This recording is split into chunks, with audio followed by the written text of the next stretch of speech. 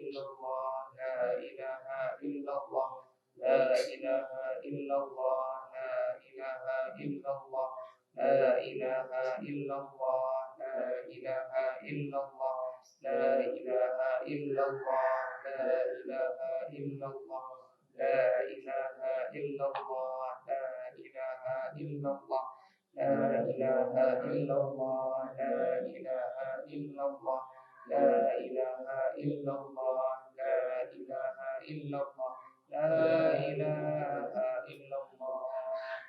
Allahu Allahu Allahu Allahu Allahu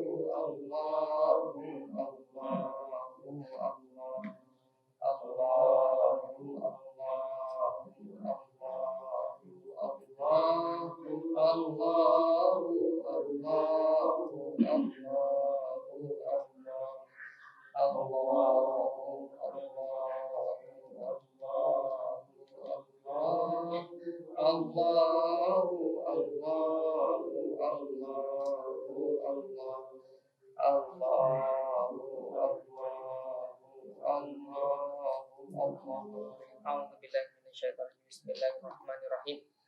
Assalamualaikum warahmatullahi wabarakatuh. Alhamdulillah wassalatu wassalamu ala Rasulillah wa ala alihi wa ashabihi wa wala. Allahumma akhrijna min dhulumatil wahmi wa akrimna bi nuril fahm waftah alaina bi ma'rifatil ilm wa sahhil akhlaqana bil hilm waj'alna mimman yastami'una al-qawla fayattabi'una ahsana. Rabbi shrah lana sadrana wa yassir lana umurana wahlul 'uqdatam min lisanina yafqahu qawlana ma ba'du. Bismillahirrahmanirrahim.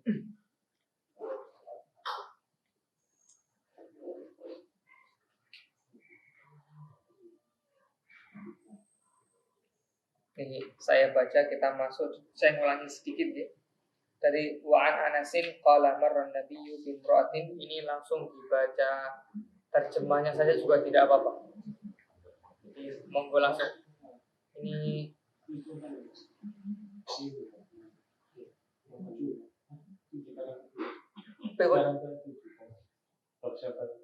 iya. Nomor berapa? Sekarang yang mana? Iya, mundur sedikit. Iya, 7 gitu. Nah, kemarin berapa? Nah, berarti sekarang. Oh iya, ya berarti sama lah, ini sama. Oke. Berarti ini ada 2 majelis mulanya sama. Ya, alhamdulillah. Alhamdulillah berhentinya di sini. Sekarang kita mulainya pas di sini. Berarti saya tidak perlu nambah dan kurang. Bismillahirrahmanirrahim. Nanti seperti biasa kita gantian baca. Ini kenapa? Namun ini ditaruh di sebelah situ, di samping teh pojok. Nanti suaranya biar terdengar sampai di Zoom. Karena ini ada siaran Zoom-nya, ada di kajian yang lain. Ini 2 kajian jadi 1, di blending, keroyokan. Karena sudah tidak punya waktu lagi untuk ngaji lagi, sudah yang ada di Kepungu. Bismillahirrahmanirrahim. Wa an Anasin, dari sahabat Anas, wa bi ilai qala Rasulullah qala, siapa Anas, marron nabiyyu, suatu ketika Nabi berlalu, melewati bimra'atin, seorang perempuan, tabki ala qabrin, yang menangis di sisi, di samping, juga bisa di atas. Ya, berarti di sekitaran makam, di sekitaran kuburan. Faqala, maka berkata siapa sallallahu alaihi wasallam, ittaqillaha wasbiri, bertakwalah kepada Allah, wasbiri, dan bersabar. Faqalat, maka berkata siapa si perempuan tadi, ilaika anni, nyah, setelahnya itu suruh pergi. Fa innaka lam tusab bi musibati, sesungguhnya kamu tidak dicoba atau tidak mendapatkan musibah seperti saya. Walam ta'rifu, bahkan kamu juga tidak tahu rasanya. Faqila laha, maka dikatakan padanya, dijelaskan, ada yang menjelaskan orang lain, innahu nabi, sesungguhnya itu Nabi sallallahu alaihi wasallam. Karena merasa tidak enak begitu kira-kira, maka fa'atat baban Nabi, kemudian si perempuan tadi mendatangi pintunya Nabi sallallahu alaihi wasallam. Falam tajid indahu bawabina, dan tidak menjumpai para penjaga pintu. Jadi biasanya kalau raja itu ada penjaga pintunya, tidak asal masuk rumah. Maka faqalat berkata siapa, lam arifka, mohon maaf tadi saya tidak kenal Anda itu siapa. Makanya ngomongnya jelek tadi di depan Nabi. Faqala maka berkata siapa Nabi Muhammad sallallahu alaihi wasallam, innamas sabru inda sadmatil ula. Sesungguhnya sabar itu ketika shock yang pertama. Sadmatil ula itu artinya shock yang pertama, muttafaqun alaihi. Wa fi riwayatin li muslimin, dan dari salah satu dari riwayat milik Imam Muslim, tabki ala sabiyyin laha. Ini ada di dalam riwayat Muslim menjelaskan sebenarnya ibu tadi itu menangisi sobiyin, anak kecil yang dia punya yang sudah wafat. Kan tadi dijelaskan hanya menangisi di atas kuburan. Nah, kemudian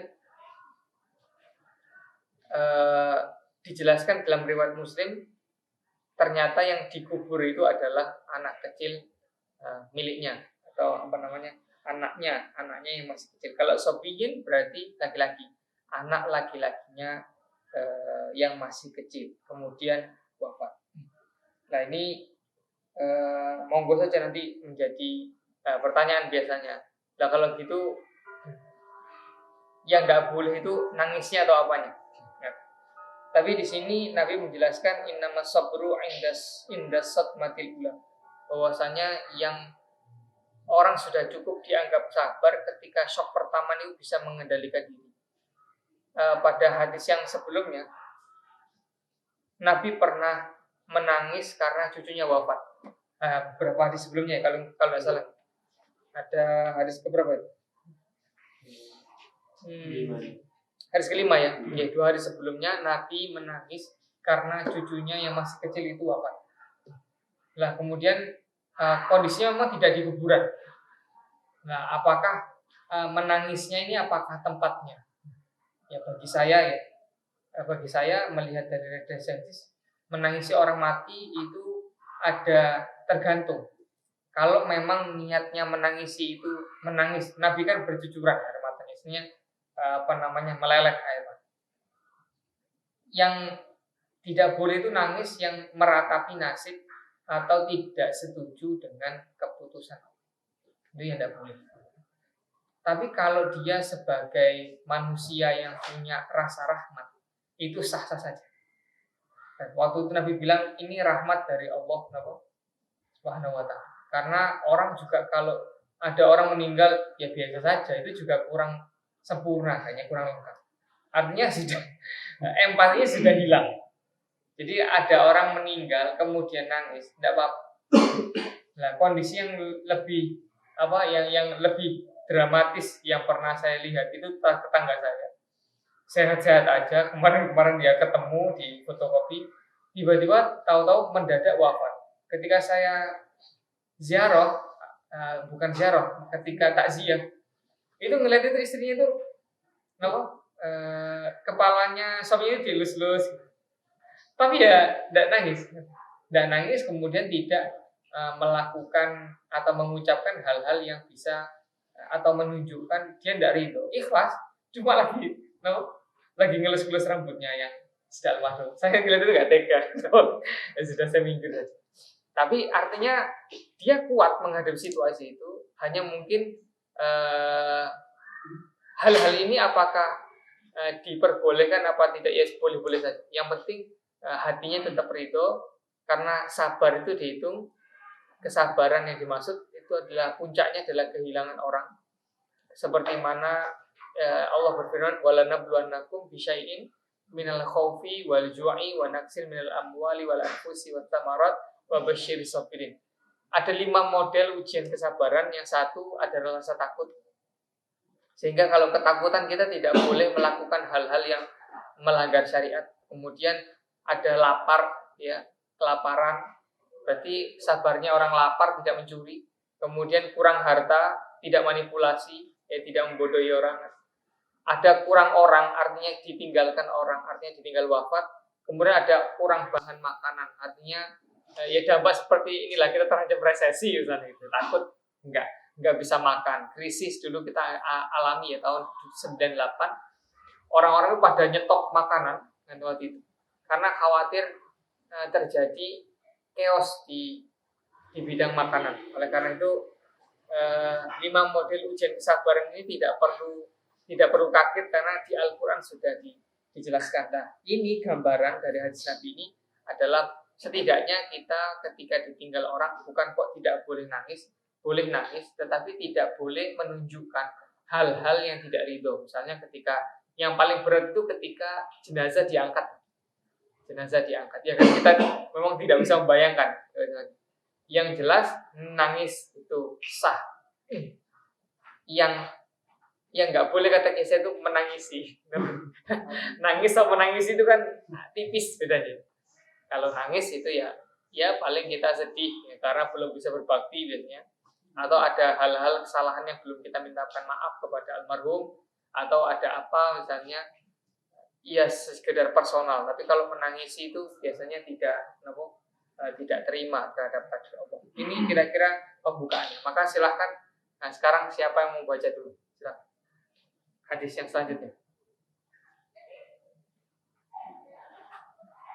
Monggo Mas Iqbal. Oh, boleh. Yang penting baca. Pinjam itu urusan belakang.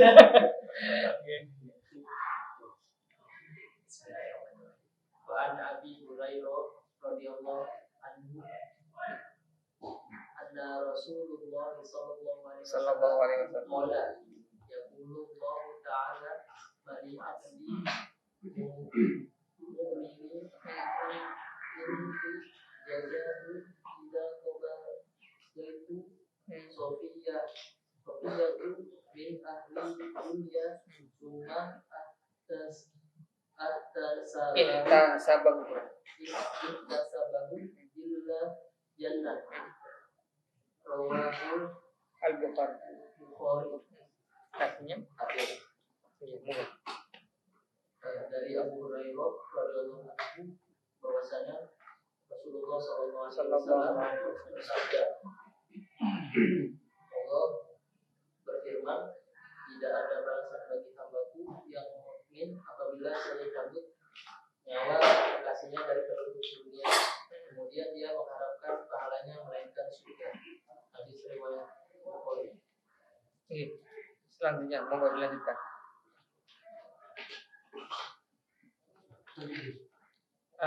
Kalian monggo silakan. Wan Aisyah radhiyallahu anha annaha sa'alat Rasulullah sallallahu alaihi wasallam qa'un akhbaraha annahu kana 'azaban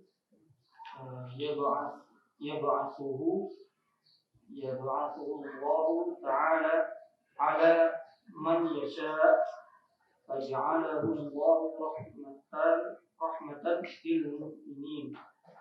Falaysa min 'abdin yaqa'u fi ta'uni fayamkuthu fi baladi sabiran muhtasiban ya'lamu annahu la yusibuhu illa ma kataballahu lahu illa kana lahu mithlu ajri syahid. Rawahul Bukhari. Artinya dari Aisyah radhiyallahu anha, dia bertanya kepada Rasulullah SAW tentang ta'un.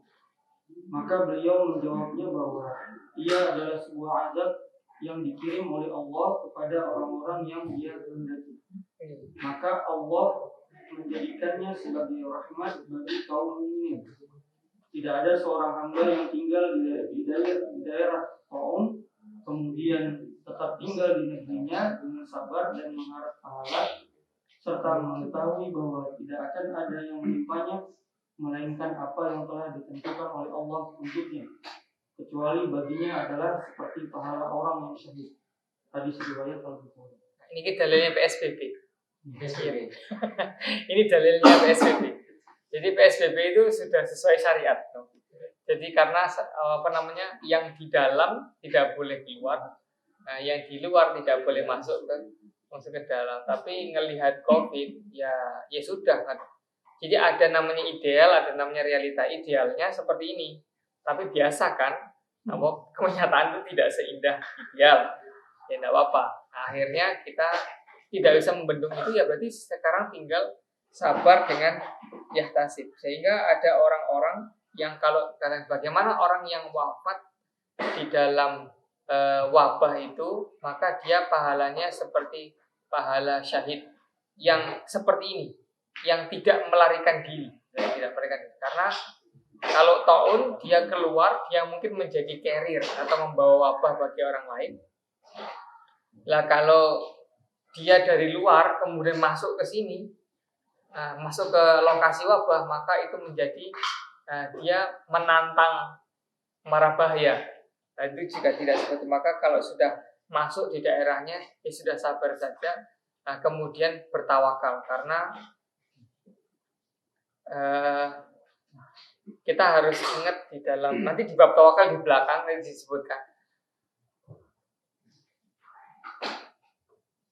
dari sekian amal yang paling banyak, tawakal itu yang bisa mengantarkan orang masuk surga tanpa hisab, itu tawakal. Jadi ada sabar, itu masih kena hisab. Syukur, itu masih kena hisab. Tapi kalau sudah tawakal, ya sudah, bismillah. Itu sudah ada orang-orang yang ala rabbihim yatawakkalun, itu punya peluang masuk surga tanpa hisab. Maka di sini fayam kutu fi baladihi sabiran muhtasiban ya'lamu annahu la yusibu illa ma kataballahu lahu illa kana lahu mithlu ajri syahid. Maka di sini kalau disuruh PSBB, saya PSBB. Tapi kalau misalnya di sini kemudian ada para santri, saya hitung-hitung waktu itu. Kita masih ngaji waktu COVID. Masih ngaji online. Maka di sini santri, karena saya cukup berbesar hati karena memang masih mahasiswa, tidak banyak yang sudah berumur, kira-kira kecuali bagi yang punya komorbid itu saya izinkan pulang. Kalau orang tuanya nggak mengizinkan, sudah silakan pulang. Yang masih yakin silakan di sini. Maka kalau di sini kena ya biasa saja, karantina, nanti swab, nanti sudah biasa aja. Ya. Bismillah, karena waktu itu yang justru yang paling berbahaya adalah almarhum mertua saya. Waktu itu sudah turun, sudah sesek karena ada komorbid, dan tapi waktu itu masih selamat. Kemudian ada juga yang dari keluarga pesantren, saturasi sudah 80, sudah turun. Tapi alhamdulillah ya masih sabar, masih dikasih Allah umur sampai sekarang. Tentang ngomong-ngomong tentang rahmatan lil mukminin, maka sebenarnya ini adalah konsep bala. Bala itu adalah ujian yang turun merata. Lah, kalau bala ini turun kepada orang yang buruk, maka dia disebut azab. Nah, kalau dia turun kepada orang yang mukmin, maka dia disebut oleh hadis ini rahmat. Karena orang mukmin itu niatan hidupnya, kalau meninggal minta ziyadatul khair. Kalau hidup ingin nambah amal baik, kalau wafat ingin menghentikan amal buruk. Lain itu niatnya. Nah, kalau orang yang tidak beriman, ya hidup ya untuk dunia, mati ya maksudnya ya untuk hal-hal yang dunia. Nah ini maka disebut dengan azab. Sehingga kita tidak bisa mengatakan misalnya gempa Cianjur misalnya, itu apakah itu azab. Di sana kan misalnya banyak villa-villa, atau mungkin ada yang bilang sana ada kawin kontrak misalnya. Maka tidak bisa kita pukul rata apakah itu azab, tidak bisa. Karena tetap saja ada orang-orang soleh yang senang sholat, ya, kemudian masih kena lah. Ini namanya disebut bala. Kalau bala itu kena yang baik dan yang baik. Yang baik disebut dengan rahmat, ya. Tapi kalau yang tidak namanya azab. Ya, mudah-mudahan. Nah, sekarang di sini jenengan ada masalah kan? Di rumah ada masalah, di kantor ada masalah. Itu dianggap saja sebagai bala, bukan azab. Kita lanjutkan, monggo lanjut. Innallaha Mau baca? Mau bunyi boleh? Nah, Mas ini teman baca. Nah, baca. Enggak baca. Enggak dulu baca. Baca aja kok. Gratis baca. Bismillahirrahmanirrahim.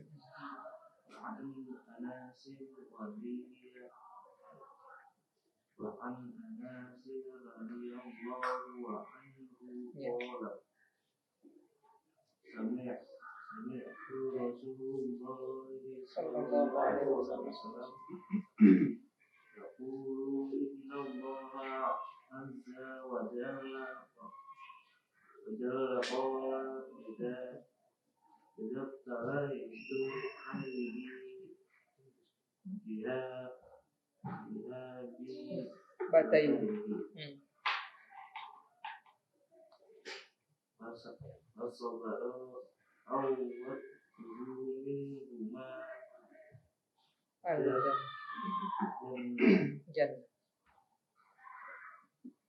Yuridu ainaihi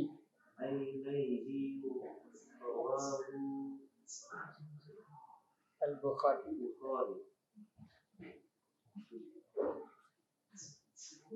Dari Anas, dia berkata, saya mendengarkan Rasulullah SAW bersabda, sesungguhnya Allah berfirman, jika saya menguji hambaku dengan bukanya kedua matanya, kemudian dia sabar, maka saya mengganti untuknya kedua matanya itu.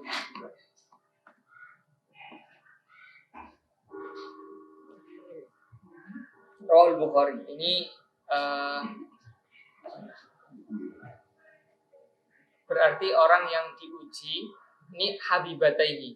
Ada orang diuji dengan kehilangan penglihatannya, baik itu penglihatan sejak lahir maupun penglihatan yang dalam jangka waktu dia sudah pernah melihat,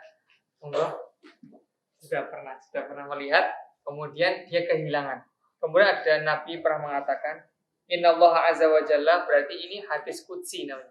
Hadis qudsi redaksinya dari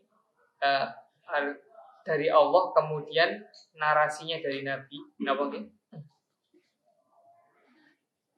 Innallaha azza wa jalla qala, idza ibtalaitu abdi, kalau saya. Jadi hadis qudsi ini menjelaskan supaya tidak rancu.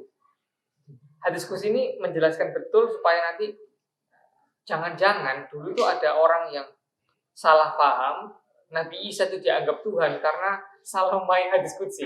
Jangan-jangan gitu, jangan. Maka kita di sini tidak menganggap Nabi Muhammad Sallallahu Alaihi Wasallam itu sebagai Tuhan karena sholawat, karena berkah sholawat. Allahumma sholli ala Muhammad wa ala ali Muhammad. Sholawat inilah yang menjaga kita tidak bakal menuhankan Nabi Muhammad. Karena sudah jelas Allahumma sholli ala. Jadi ya Allah, mintanya kepada Allah diberikan turunkan rahmat kepada Nabi Muhammad. Jadi sudah jelas siapa Tuhannya, siapa hambanya, jelas. Nah inilah yang kata ulama itu, sholawatlah yang menjaga akidah kita sehingga tidak terjebak sebagaimana orang Nasrani. Lah siapa tahu juga di sisi lain ketika ada Allah menyebutkan jika saya menguji hambaku, lah kemudian ini disampaikan oleh Nabi Muhammad sehingga ada kerancuan, jangan-jangan ini memang jelmaan dari Allah Subhanahu wa taala. Tapi hadis qudsi ini menunjukkan bahwa benar-benar secara jelas sebenarnya ini adalah hadis memang riwayatnya dari Allah, kemudian muncul dari lisannya Nabi Shallallahu Alaihi Wasallam sebagai perwakilan, gitu saja. Kalau saya memuji seseorang dengan dua yang paling dicintainya, mata. Mata ini yang membuat kita mau healing, mau apa, tapi kalau nggak bisa ngelihat sama saja kan? Ya kita kan makanya cuci mata, istilahnya itu karena memang mata ini yang membuat cara kita memandang sesuatu, kemudian kita merasakan sesuatu itu mata. Dan yang paling mahal di antara kita itu mata.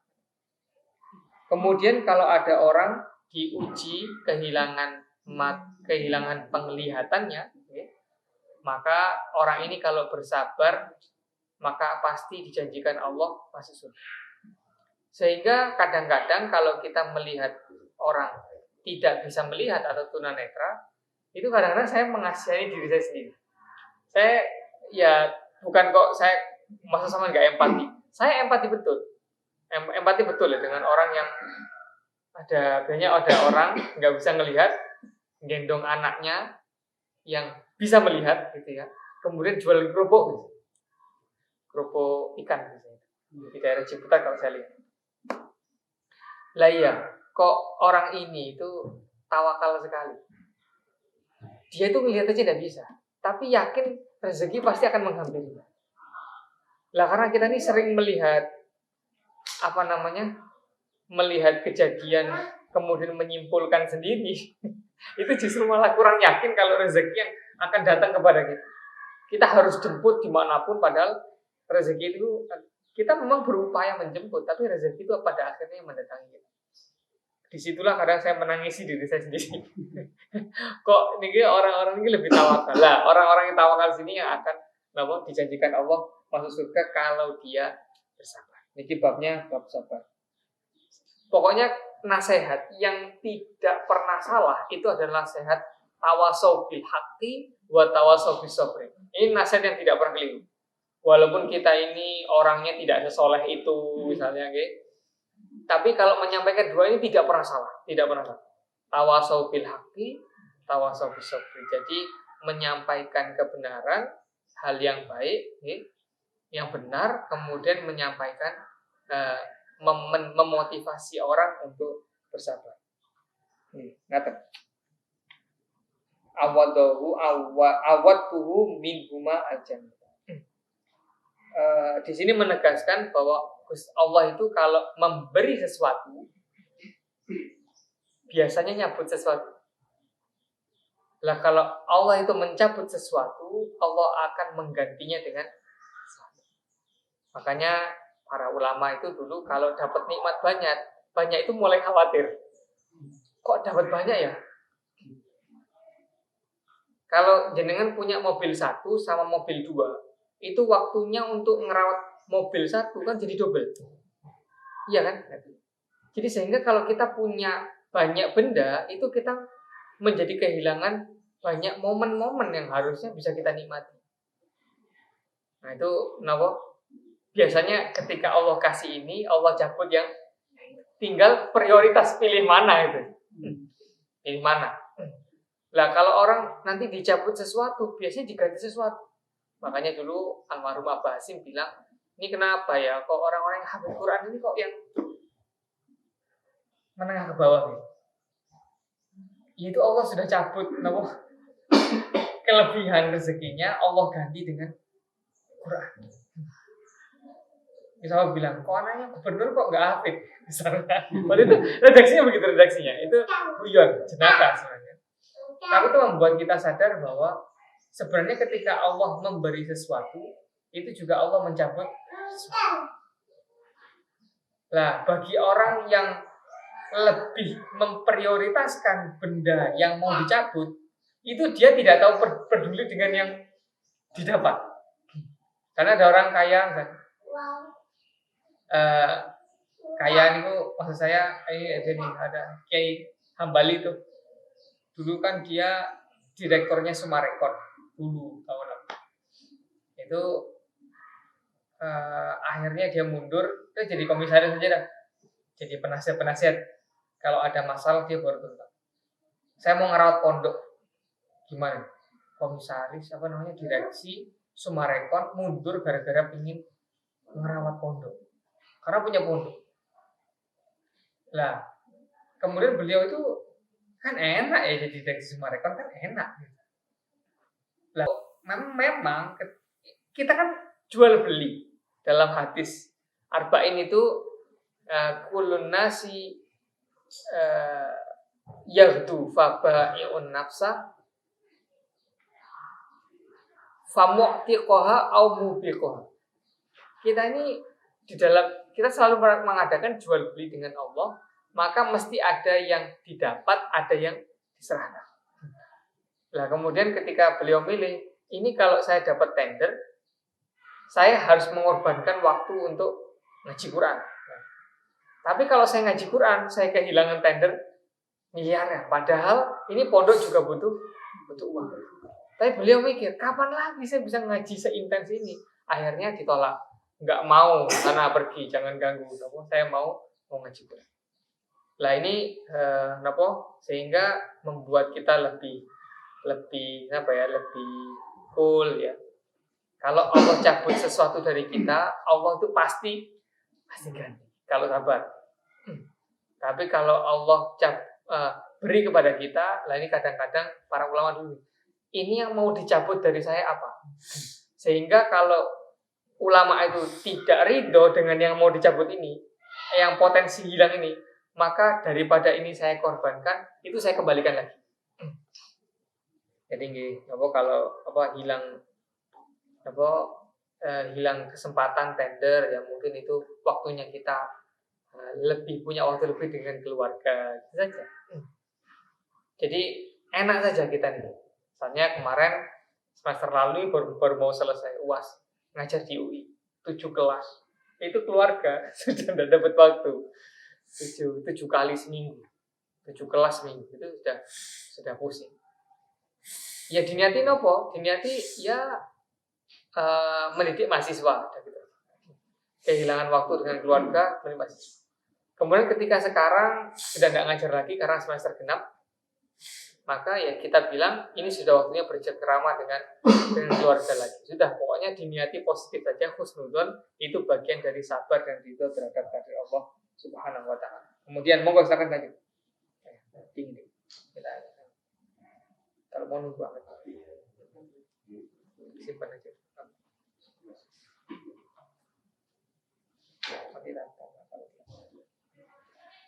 Bismillahirrahmanirrahim. Dari Atom bin Abu Robah katanya, Ibnu Abbas radhiyallahu anhu mengatakan padaku, apakah engkau suka saya tunjukkan seorang wanita yang tergolong ahli surga? Saya berkata baiklah. Dia berkata lagi, wanita hitam itu pernah datang kepada Nabi Sallallahu Alaihi Wasallam. Sesungguhnya saya ini terserang oleh penyakit dia. Dan oleh sebab itu lalu saya membuka aurat tubuhku. Oleh karenanya haraplah Tuhan mendoakan untuk saya kepada Allah agar saya sembuh. Beliau Sallallahu Alaihi Wasallam bersabda, jikalau engkau suka, hendaklah bersabar saja, dan untukmu adalah surga. Tetapi kalau engkau suka, maka saya akan menjadi Sallallahu Alaihi Wasallam. Nah, kalau sakit mau ke dokter apa enggak? Jadi ini kan masalahnya yang diperdebatkan adalah saya itu kalau itu kena ayan epilepsi. Kalau epilepsi kemudian kejang,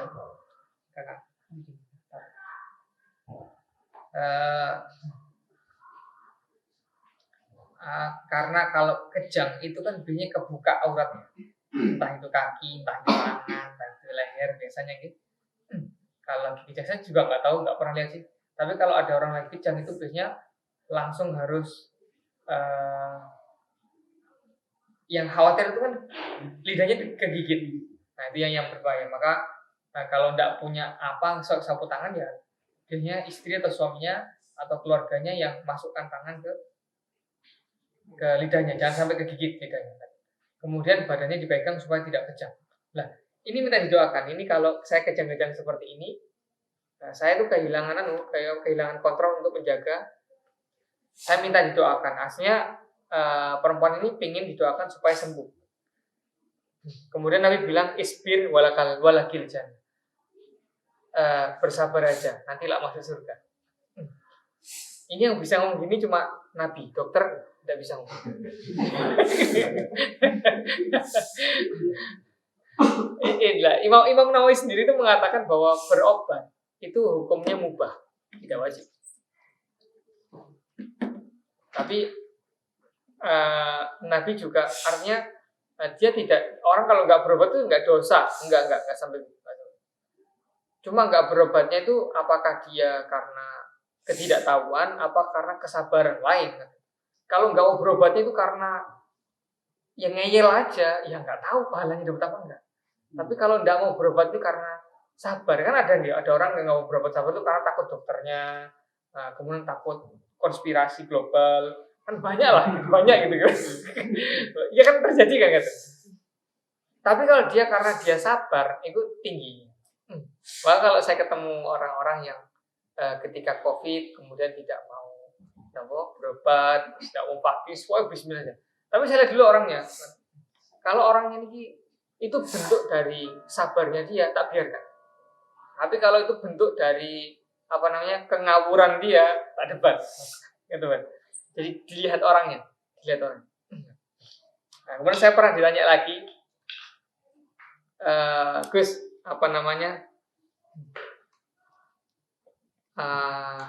sampai vaksin apa enggak?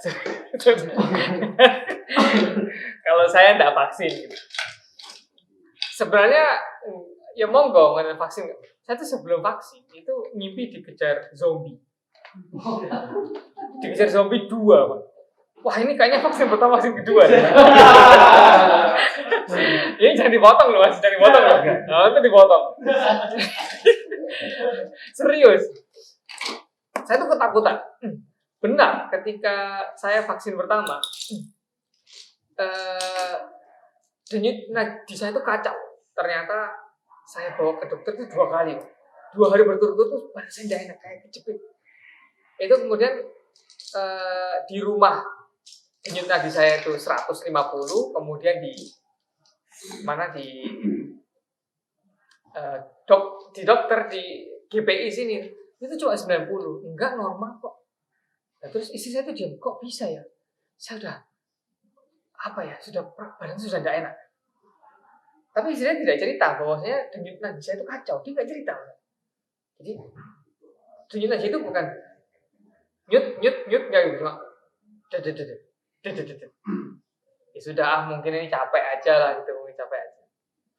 Nah, terus saya biasanya kan pijet, terus dia wajahnya panik, kan saya juga panik. Kenapa, Mas? Kenapa? Ini yang disebut orang dengan angin duduk.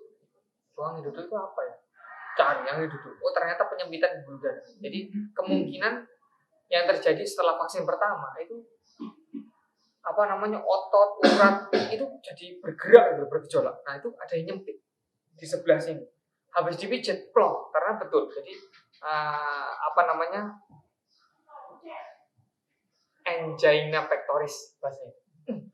Tapi kalau kita nyebutnya angin duduk, itu penyempitan pembuluh darah, rasanya itu seperti ada sesak tapi di dalam, bukan di luar.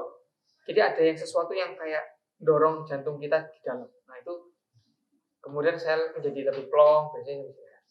Nah, vaksin kedua udah nggak tahu. Saya mengakui ini terjadi.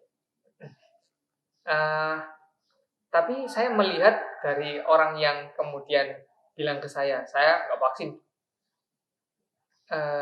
Saya tuh khawatir nanti beliau niki kemudian karena dia tidak vaksin, terus nanti meremehkan orang yang vaksin. Hanya karena kamu kok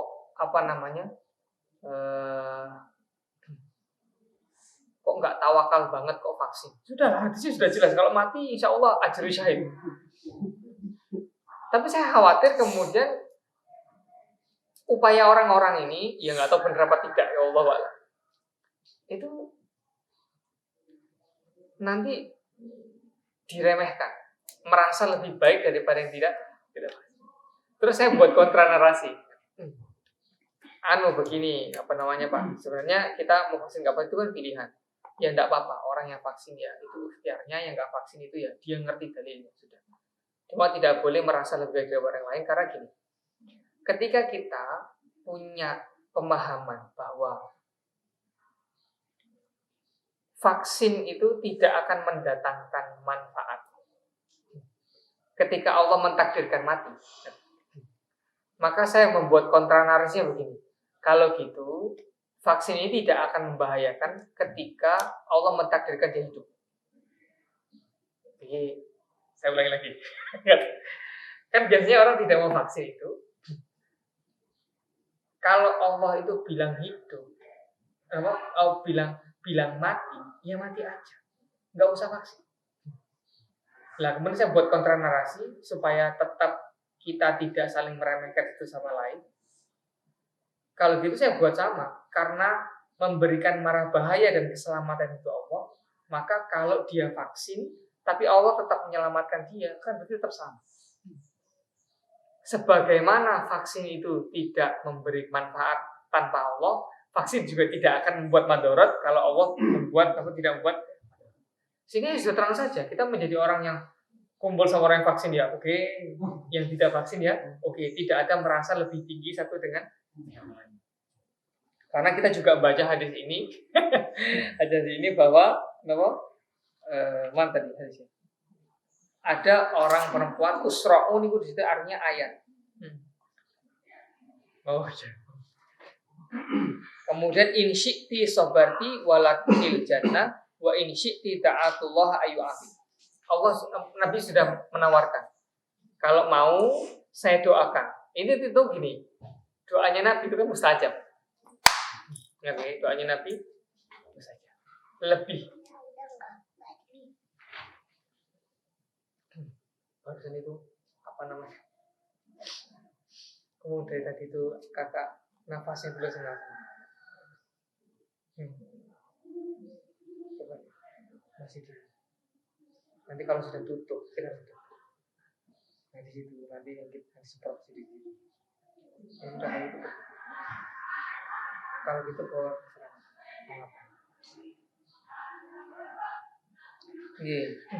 kemudian saya lanjutkan nih.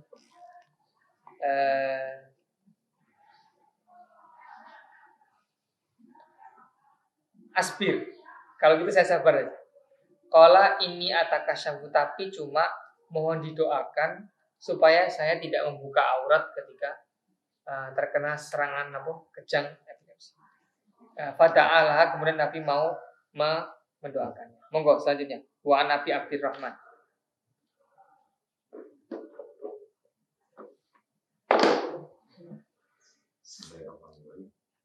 Dari Abu Abdurrahman yaitu Abdullah bin Mas'ud radhiyallahu anhu, katanya seakan-akan saya melihat kepada Rasulullah SAW sedang menceritakan tentang seorang nabi dari sekian banyak nabi salawatullah sulit beliau dipukul oleh kaumnya sehingga menyebabkan wajahnya dan nabi tersebut mengusap darah dari wajahnya sambil mengucapkan, ya Allah ampunilah kaum hamba itu sebab mereka itu memang tidak mengerti. Mutafaq. Nabi ini ada seorang nabi tapi tidak disebutkan siapa, pernah dipukul sampai admauhu membuatnya berdarah. Kemudian Nabi itu tidak balas, tapi hanya mengusap wajahnya, dari wajahnya darah. Allah maghfir li qaumi fa innahum la ya'lamun. Bagaimana dengan netizen kita? Ya, jadi ya artinya kalau Nabi saja kemudian diciderai, kemudian berdarah, tapi tidak membalas, kemudian mendoakan ampun kepada umatnya, pada kaumnya, maka nahnu ahakku, kita harusnya lebih bisa sabar ketika yang diciderai itu paling nama baik, di komen buruk di media sosial, kemudian atau mungkin dapatnya bintang 1 lah, ratingnya dapat 1. Biasa saja. Ini bab sabar. Nabi bersabar itu juga untuk mengajari umatnya bahwa tentu Nabi kalau misalnya gampang marah, dicederai sedikit. Nabi itu marah kalau yang dicederai agamanya. Tapi kalau yang fisiknya, dirinya dicederai, Nabi itu diam saja. Jadi kalau misalnya syariatnya Allah direndahkan, Nabi bunyi. Nabi melakukan kontra narasi, kecuali dalam beberapa hal yang strategis, beliau lebih ngalah, misalnya dalam kondisi tertentu seperti Hudaybiyah. Tapi dalam kondisi biasanya beliau lebih vokal ketika. Tapi kalau dirinya dicederai itu biasa saja. Dalam bayangan saya itu saya melihat Ibnu Taimiyah itu juga sama. Saya kan tesnya tentang Ibnu Taimiyah sama Ramadan. Beliau ini kalau dicederai dirinya itu biasa saja. Makanya ketika di penjara Ketika di penjara Ibnu Taimiyah, dia tidak tidak melakukan hal-hal yang di luar kontrol syariat. Padahal di penjara. Ya, oleh karena itu kita sebagai umatnya Nabi diharapkan sebisa mungkin. Apalagi kalau yang dicegah itu hanya sekedar rating atau sekedar komentar satu di bawah, sabar saja. Monggo lanjutkan. Dari Abu Sa'id dan Abu Hurairah radhiyallahu anhu dari Nabi sallallahu alaihi wasallam bersabda, tidak suatu pun yang mengenai seseorang muslim sebagai musibah, baik dari kelelahan, tidak pula sesuatu yang mengenainya yang berupa kesakitan, juga kesedihan yang akan datang ataupun yang lampau. Tidak pula yang berupa hal yang menyakiti, yakni sesuatu yang tidak menepati kehendak hatinya ataupun kesedihan segala macam dan segala waktunya, sampai pun sebuah duri yang masuk dalam anggota tubuhnya, melainkan Allah menutupi kesalahan-kesalahannya dengan sebab apa-apa yang mengenainya, yakni sesuai dengan musibah yang diperolehnya. Di sini kafaro artinya bukan menutupi. Kafaro itu artinya menggugurkan, menebus, tebusan dosa. Jadi mayusibu al muslimu min nasobin wala wasobin. Jadi kalau ada lelah, pegel,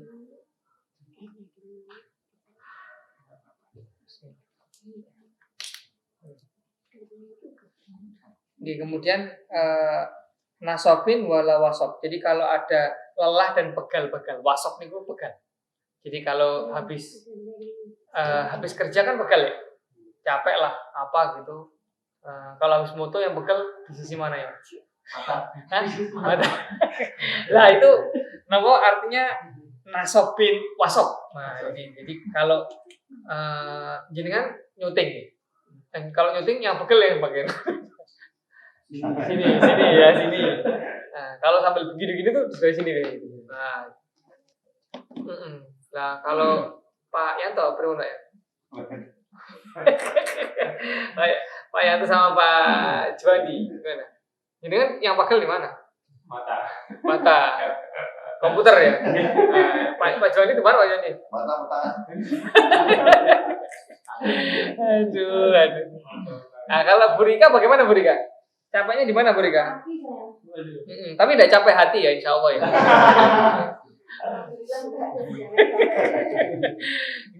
Jadi apapun itu, apalagi misalnya ya, perempuan mungkin kalau capek kadang tangannya teriris ketika ngiris bawang atau apalah, kan? Kemudian bapak-bapak kadang-kadang nggak sengaja kena palu, kena martil apa gitu. Lah di sini jangankan palu, syaukin saja kalau ada duri yang menancap, gini ya. Jadi pokoknya ada lelah, pegal, beban pikiran, rasa sedih, rasa sakit, dan beban pikiran. Jadi hamun, ghamun. Ham itu kayak sebuah fokus ya. Jadi kita lagi kepikiran. Gham itu menjadi gundah, gelisah, galau. Itu kalau kita sabar dapat kondisi seperti itu menggugurkan dosa. Jadi kenapa kok Allah mengirimkan seperti ini? Nah, di dalam hadis yang pernah saya lalui itu supaya nanti kita ketemu Allah itu sudah tidak bawa dosa. Jadi itu dicicil gitu gitu.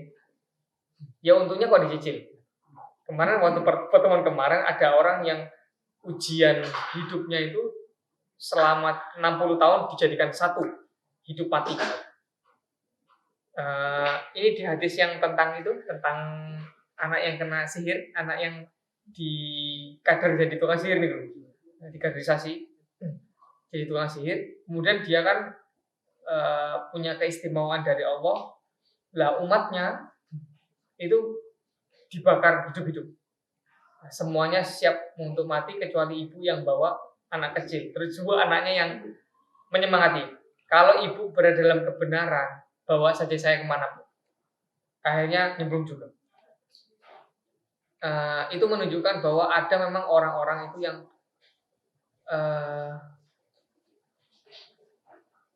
nggak seperti ini. Ini kan dicicil. Jadi kita punya salah, ya hidup punya salah, kemudian kesandung, kepleset, ya terantuk, apalah keseleo gitu. Lah itu untuk supaya nanti ketemu Allah dosanya sudah lebur. Nah kalau orang yang sekali kemudian dapat cobaan seperti orang zaman dahulu, itu kalau bahasa saya logikanya ya ujian selama 60 tahun, kemudian dipertaruhkan mau iman apa tidak. Makanya kalau jenengan lihat di dalam cobaan-cobaan umat terdahulu itu ekstrim-ekstrim. Yang beriman milih iman, kalau beriman mati, kalau kufur hidup. Nah, itu sebenarnya kenapa kok se ekstrim itu sih? Karena memang ujiannya selama kira-kira hidup 60 tahun itu dipres ya, dikompres sebenarnya. Jadi satu sehingga berbahaya. Lah, maka kita ini harus bersyukur. Iya, kita harus bersyukur kalau punya ujian itu kecil-kecil tapi banyak. Ayo pilih mana? Kecil-kecil tapi banyak atau satu jadi gede? Ayo pilih mana? Ayo. Ya Allah Ustaz, kok saya ini setiap hari itu dapat cobaan saja. Kita kalau misalnya cobaan bagus toh Pak, bagus toh Bu. Coba kalau 7 hari itu jadi satu, itu kan gigi bisa tanggal gitu kan. Sekarang kepleset 7 kali gitu. Terus kan itu 1/7 gitu. 7 kali. Jadi kalau keplesetnya itu jadi 7 kali lipat. Jadi satu, itu berbahaya sekali. Sampun, pokoknya kita ini kalau harus husnuzon bahwa kalau ada musibah itu dicicil ya. Dan Allah maunya seperti itu, yakin saja itu yang terbaik untuk kita. Jangan sampai kenapa kok saya, kenapa kok bukan orang lain. Wah, itu enggak pernah baca Riyadhus Shalihin. Usikum gaya nafsi. Oh, saya kenapa ini karena ngaji sederhana ya, ngaji orang awam, saya ini orang awam. Jadi ya kita enjoy saja. Monggo satu lagi. Nanti Bu Rika kalau mau baca mau. Sabar Bu. Nih Bapak satu. Tunggu. Nih.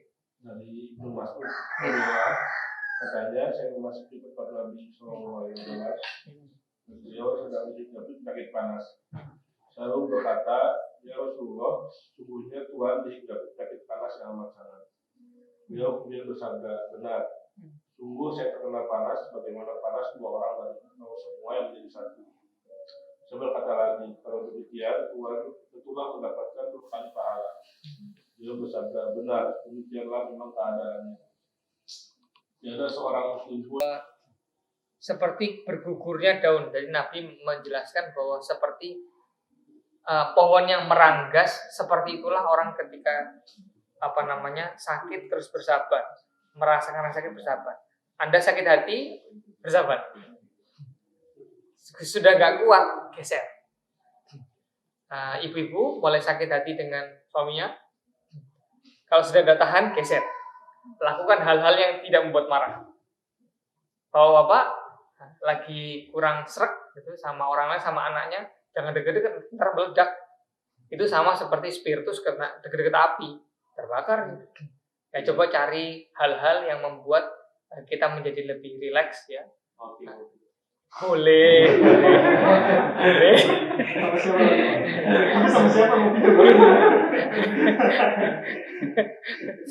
Yang ngetok tetangga lah, tetangga.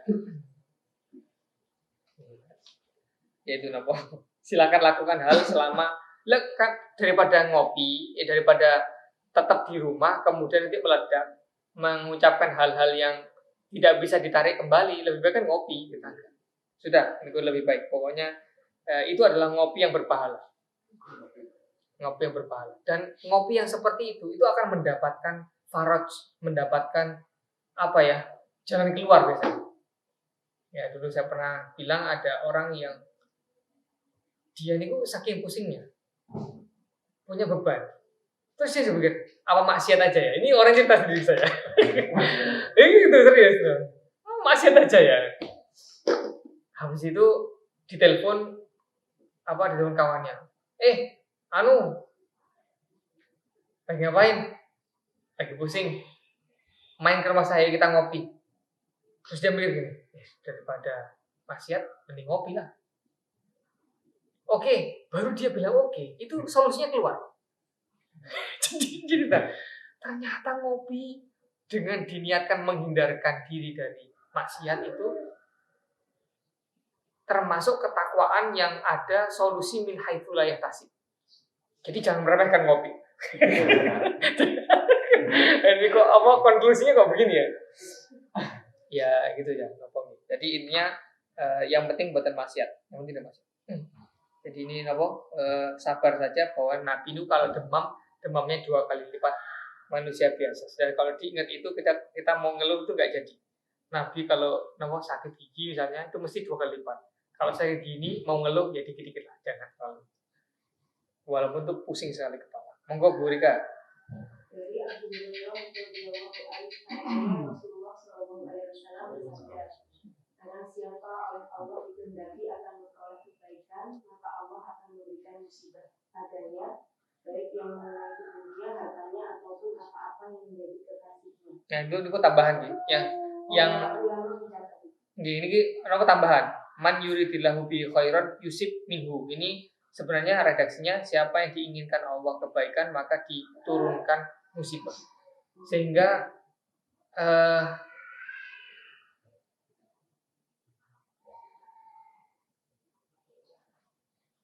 pertanyaannya boleh tidak ada orang kalau kena musibah tapi memang karena salahnya sendiri. Terus dia pede apa tidak? Berarti Allah senang sama saya. Boleh enggak? Ini saya tanya. Ada orang dalam musibah, ya karena dia salah. Dia salah, kan gitu. Ada cewek lewat disuitin. Terus dia kejedot. Kemudian berarti Allah ini sayang sama saya. Terus dia boleh enggak mengatakan begitu? Ya, boleh. Boleh. Berarti bersyukur sama Allah. Ingatkan ya. Luar biasa. Ini sudah level 3 tinggi. Berarti saya nggak sia-sia dengan orang nemenin jenengan. Wah ini sudah level wali begini ya. Stop kan. Apa namanya advance namanya advance. Ya, jadi nggak apa-apa karena kalau orang salah kemudian langsung ditegur Allah itu biasanya Allah senang sama orang ini. Sekali dia salah kok langsung ditegur. Karena kalau dibiarkan kemudian salahnya numpuk tambah berbahaya. Dulu kayak saya pernah bilang, saya pernah itu waktu jalan itu muka saya angkat. Biasanya kan kalau saya yang betulan gitu, maksudnya saya betulan itu kalau orang yang jaga saya betul itu kan kalau jalan kan nunduk. Sekali saya ngangkat, itu kuku saya lepas, astagfirullahaladzim.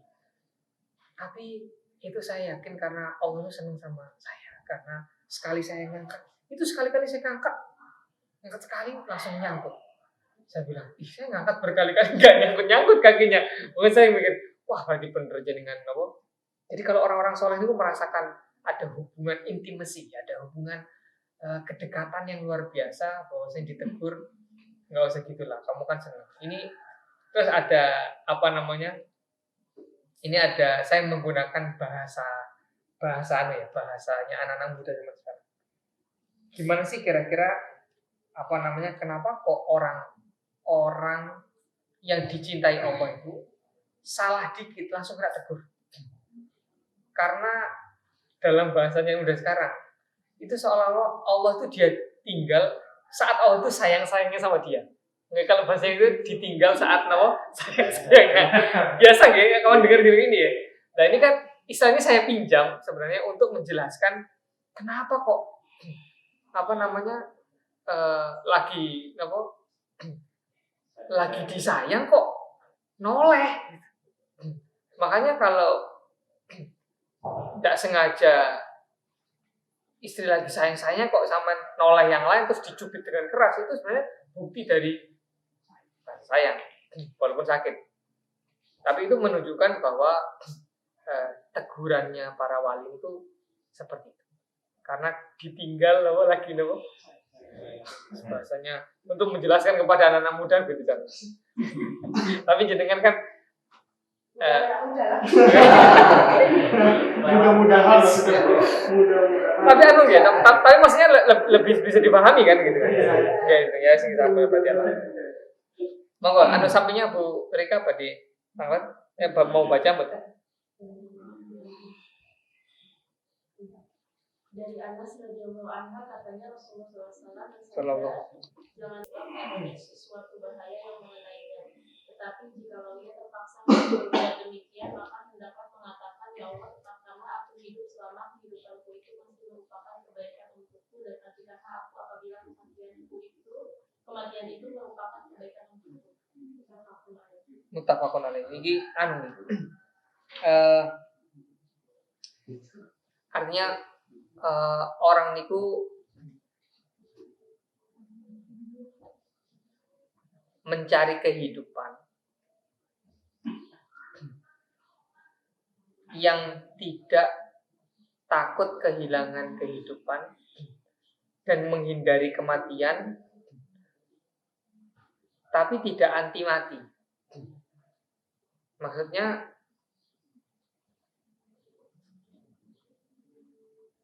tidak, orang itu kan tidak boleh kadang-kadang orang tidak takut mati. Itu ada yang tidak takut mati betulan, tapi ada yang memang cari mati. Jadi misalnya ada orang drag race balap tapi di jalan raya itu kan berbahaya. Karena pembalap MotoGP itu jalannya itu satu arah. Nah kalau ada orang balap di sini itu jalan dua arah. Jadi tidak bisa dibayangkan aku seperti pembalap MotoGP. Tidak bisa karena MotoGP itu satu arah, bukan dua arah. Jadi kalau balap di sini itu berbahaya karena itu memang dia nyelip begini terus ada ini berbahaya. Nah itu tidak takut mati tapi yang cari mati. Bukan itu yang diinginkan, bahwasanya pokoknya kalau saya mati ya mudah-mudahan baik, saya hidup yang mudah-mudahan benar. Jadi visinya itu khair, kenapa? Visinya ini sebenarnya khair. Kalau hidup yang mudah-mudahan baik, kalau mati yang mudah-mudahan benar. Jadi dia menikmati hidup dan mungkin dia juga menikmati kematian. Ini karena waktunya sudah tidak cukup ya bahas kitab hikam. Mudah-mudahan saya juga nanti lebih tepat waktu gitu. Kalau bisa jam 4 kita langsung mulai. Kalau bisa sholat asar di sini lebih baik di jam 4 nanti kita mulai. Ini kita buka sesi tanya jawab dulu. Mungkin ada yang mau ditanyakan. Kalau ada, monggo.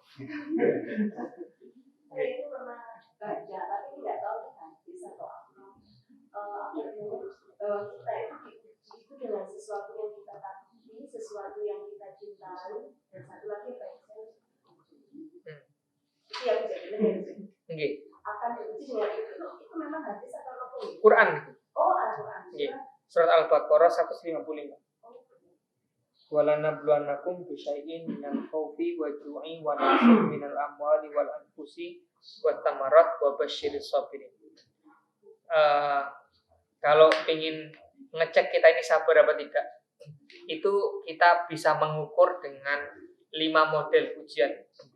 Kalau lulus, itu berarti sudah termasuk orang yang akan mendapatkan kabar gembira wa basyiris sabirin, yaitu rasa takut tidak aman, aslinya tidak aman, mengalami insecure, insecure. Kemudian takut ini, takut itu, takut nggak dapat ini, takut nggak dapat itu. Kemudian ada rasa lapar. Ini ujiannya orang yang senang makan aja, rasa lapar. Saya,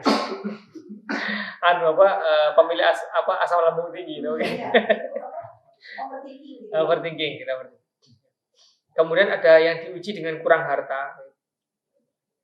Ada juga diuji dengan kehilangan sosok, kehilangan nyawa seseorang yang dekat. Itu naqsim minal amwali wal anfusi wa thamarat, juga kurang buah-buahan, artinya kurang bahan makanan. Ini mungkin penjelasannya kemarin kan semalam saya dari Cianjur karena ada posko alumni Adikam yang bikin di sana. Saya mau pamitkan anak-anak karena kelihatannya sudah mulai settle. Mereka harus segera persiapan UAS. Waktu awal-awal hari pertama, hari keempat, itu kan ada yang terdampak paling parah di dalam, ada yang masih di awal-awal di luar, ada yang paling terdampak, ada yang cukup ringan, walaupun ini sama-sama rusaknya, tapi ada yang lebih parah. Itu yang di luar itu nyegat logistik. Stop Pak, kalau mau masuk ke dalam nggak usah, ditinggalkan sini. Ini sudah kayak begal gitu. Tapi ini warga. Saya tanya, kenapa kok jadi gitu? Mungkin mereka merasa mereka lah yang paling menderita. Padahal yang di tempat posko sahabat Alikam itu mereka baru dapat bantuan itu hari keempat. Lah ini kok hari kedua kok sudah nyegat.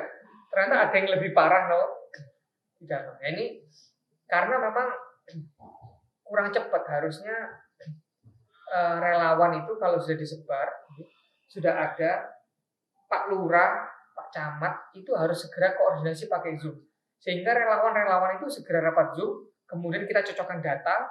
Kalau ada bahan itu kita bahan makanan gitu ya. Jangan sampai ada yang terlalu dapat, ada yang nggak dapat. Yang bikin pemicu mereka itu adalah ada satu posko yang hanya memberikan untuk keluarganya. Nah kalau memang itu keluarga, terus dia nyari darah, sebenarnya sah-sah saja. Menurut jenengan sahabat tidak? Ada orang bikin posko sendiri untuk keluarganya, boleh? Sebenarnya sah secara fikih, tapi secara adab, akhlak di dalam krisis itu dia bermasalah.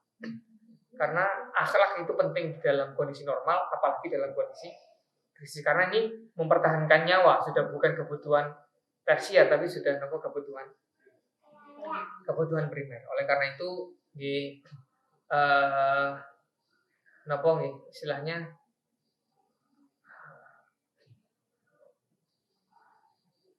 kita yang tidak terdampak itu harusnya lebih bisa berpikir lebih jernih untuk koordinasi. Harusnya kan di sana ada lurah, ada camat, ada ada bupati Cianjur itu. Itu kalau meeting kan sekarang enak, pakai Zoom kan bisa. Cocokkan data, siapa yang dapat, siapa yang tidak. Alhamdulillah, sudah banyak yang tenda-tenda, cuma memang kurang. Di Cianjur itu airnya dingin sekali, udaranya dingin sekali. Mereka hanya pakai terpal, rumahnya sudah banyak yang rusak.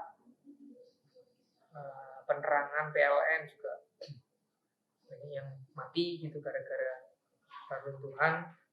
Ya, ini termasuk namanya balaun naksun fit samarot, termasuk dari kekurangan bahan makanan. Tapi ujungnya Al-Quran bilangnya wabashiri sobirin, berikanlah kabar gembira bagi orang mukmin itu masih surga. Lah orang-orang yang bersabar itu dijamin masuk surga sebagaimana hadis yang dijelaskan sebelumnya.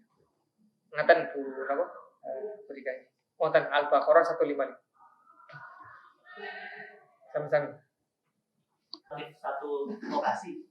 Nah kalau tadi kan kayak Allah tuh akan cita seseorang, ada yang diselopet-selopet dikit gitu kan, ada juga yang dihajar nanti kan di akhir ya. Nah hubungannya kalau musibah apakah seperti itu dan seperti itu ya? Ada orang yang kena juga, dan ada juga kan yang bilang kita tuh harus ngasih tahu yang di lokasi itu karena kalau ada yang terpaksa tadi kena juga berikannya. Nah ini jadi ketika mendengarkan itu ada kayak logika terbalik yang dari dulu dipahami. Terus sama hubungan tadi sebenarnya ada sebab akibat kan antara Allah sayang kita dengan memberikan bala atau musibah, baik itu dicicil ataupun dibayar lunas. Oke. Ya, kalau misalnya yang dikatakan itu bahwa kematian itu tidak ada hubungannya dengan maksiat, mungkin saya masih setuju karena itu sudah takdir kematian. Tapi kalau efek dari perbuatan buruk itu mesti ada, karena hukum kausalitas dalam Al-Quran itu nyata. Bima kanu yaksibun bima kanu yafsukun. Jadi ada orang mendapatkan bala karena perbuatan buruknya, mendapatkan nanti efek buruknya. Itu di Al-Quran banyak. Hukum kausalitas ini banyak. Kalau kemudian dikatakan itu tidak ada hubungannya, berapa ayat yang diterjang? Banyak sekali. Karena di dalam Al-Quran itu ada namanya kausalitas. Kalau kamu gini, nanti kamu gini kan. Nah kemudian hukum kausalitas disimpulkan dari banyak ayat, terus dia bilang tidak ada korelasi apapun antara perbuatan kita dengan, kalau itu tidak ada korelasi dengan kematian, saya kira iya. Jadi karena kalau tidak mati dengan ini, mati dengan yang lain. Jadi mungkin sekalian lah ini sekalian.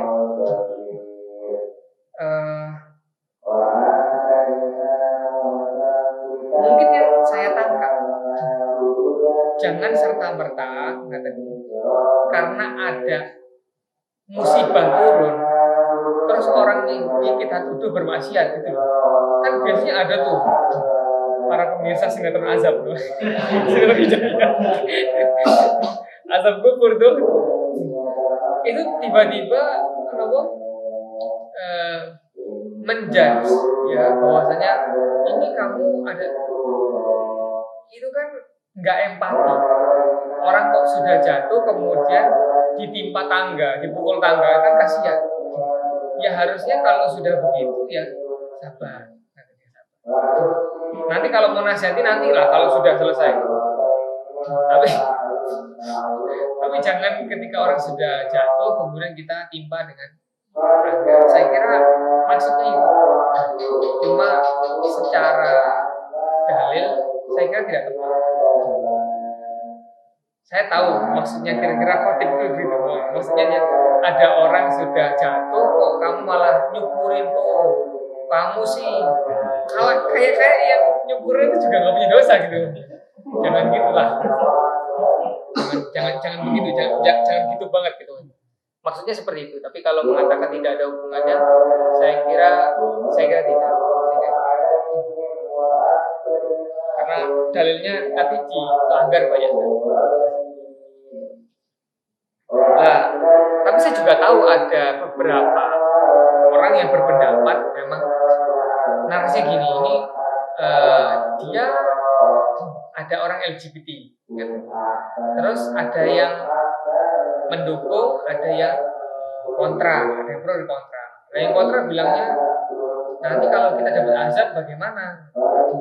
Karena kalau sudah seperti itu, kalau Nabi pernah bilang kalau sudah terlalu banyak kerusakan itu nanti orang yang soleh juga kena. Nabi pernah bilang itu dalam sebuah hadis.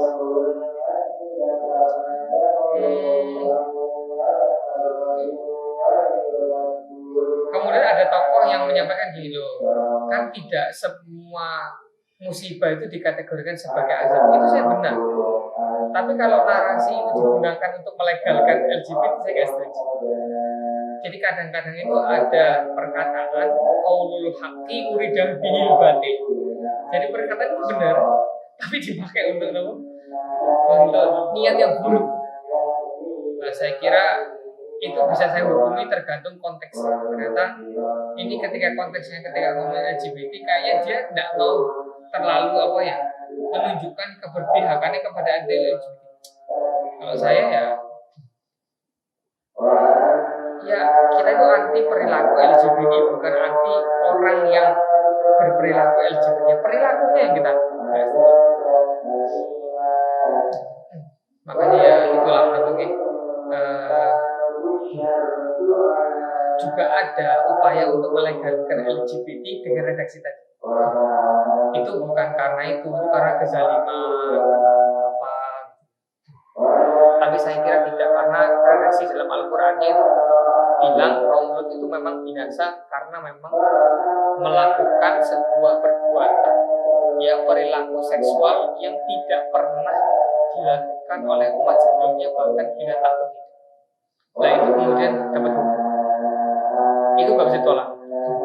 Nah, kecuali kalau kita mau ngomong ada umat lain selain umat yang diluk ya, kemudian dikena hukuman, kena azab, lah kita boleh menafsirkan dengan bermacam-macam. Tapi kalau Nabi Lut ini sudah jelas penafsirannya ini memang gara-gara itu. Karena ayatnya sudah bilang begitu. Nah, terus istrinya Nabi Lut kena apa? Karena memang mendukung perbuatan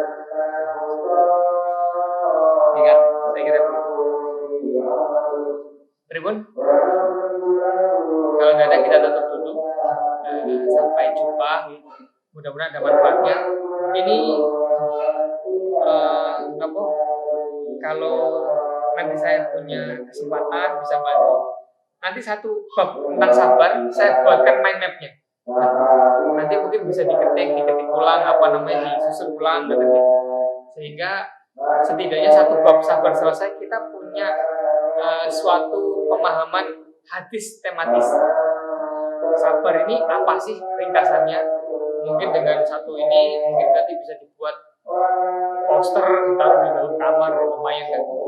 Nanti kalau jenengan ditunjuk mendadak menjadi kultum Ramadan.